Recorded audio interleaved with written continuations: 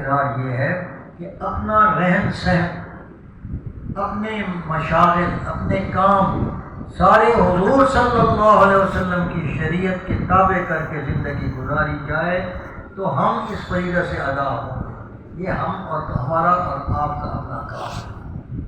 اگر ہم اپنے اس عقیدے کو ظاہر نہیں کرتے، ہم غیروں کے یہود اور نصارہ کے طریقے پر چلتے ہیں، تو گویا ہم مانتے یہ ہیں کہ حضور آخری نبی ہیں، راہبر ہیں، لیکن اپنا پیشوا عملی طور پر ان کو مانتے ہیں۔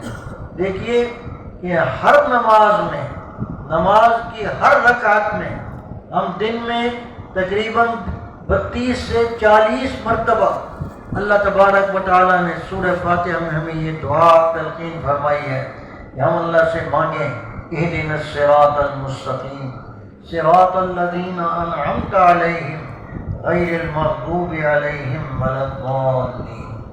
ہم مانتے ہیں، اور تمام مفسرین اس بات پر متفق ہیں کہ ضالین سے مراد نصارہ ہے اور مغضوب علیہم سے مراد یہود ہے۔ تو گویا ہم ہر نماز میں اللہ تعالیٰ سے یہ دعا مانتے ہیں اللہ کے حکم سے کہ اللہ ہمیں سیدھا راستہ دکھا اور ان لوگوں کا راستہ دکھا جن پر تو نے انعام فرمایا ہے، اور ان لوگوں کا راستہ نہ دکھا جن پر تیرا غضب ہوا ہے۔ تو وہ یہود اور نصارہ کا راستہ ہے، اس سے پناہ مانگتے ہیں۔ لیکن یوں ہی مسجد سے باہر نکلتے ہیں، ہمارا چال چلن، نجی کام، ہماری معاشرہ، ہمارا لین دین سارا یہود اور نصارہ کے طریقے پر ہوتا ہے۔ تو گویا عملی طور پر ہم انکار کرتے ہیں، اس سے پرہیز کریں، وگرنہ یہ ٹھیک ہے کہ دعویٰ ہمارا ایمان درست ہے، ہمارا ایمان درست ہے الحمدللہ۔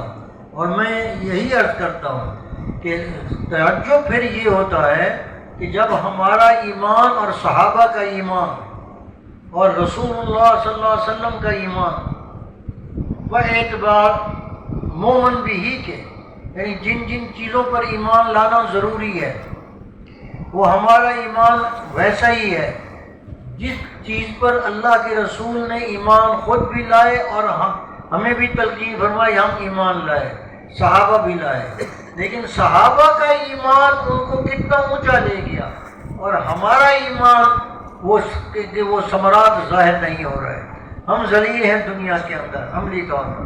وجہ یہی ہے کہ ہم اپنے ایمان کے مقتضا کے مطابق اپنے اعمال کو سنوارنے کی محنت نہیں کرتے اور بضد اور مصر ہیں کہ ہم جیسے ہمیں ہنکایا جاتا ہے یہود اور نصارہ کے، جس طرح ہمیں رہنمائی کرتے ہیں لباس میں، شکل و صورت میں، وضع قدم میں، ہم ان کی نقل کرتے ہیں، رہن سہن میں انہی کے پیچھے چل رہے ہیں۔ تو یہ چیز ہمیں دور لے جا رہی ہے۔ ہمارا کام یہ ہے کہ ہمارے رہن سہن سے، ہماری شکل و صورت سے رسول اللہ صلی اللہ علیہ وسلم کی نبوت کا نور عملی طور پر بھی ظاہر ہو۔ یہ ہمارا کام ہے، اس سے ہم غفلت کر رہے ہیں، ہمیں اس کا کام کرنا ہے۔ یہ دوسری جہاد ہے۔